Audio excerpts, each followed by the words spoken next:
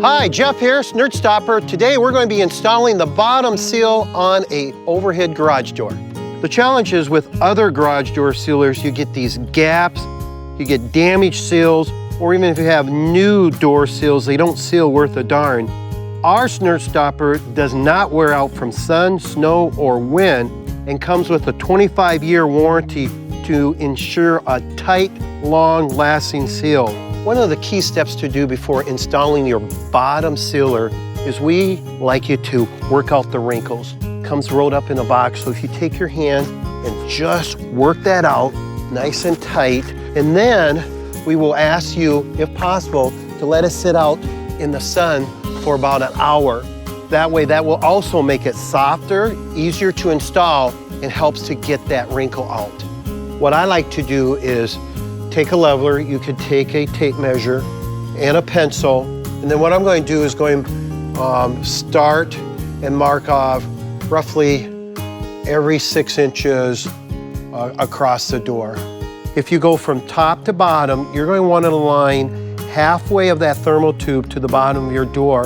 So when you put this up against the door, you're lining that thermal tube to the bottom. So when we install the bottom sealer, you want to get it tight as a violin string. Kind of keeping an eye approximately where it lines up on the bottom. Making sure we're lining that up. Finishing up your final edge, we want the bottom sealer to go from rail to rail. You will always have a little bit extra because we always give you 2 inches extra on the bottom seal so you can go from rail to rail. But instead of taking your scissors right now and cutting it like both the exterior Kevlar and the thermal tube, what I like to do is, because you got a little bit extra of that thermal tube now, take your thumb, push that in, then we're going to cut the exterior Kevlar material, just like this there.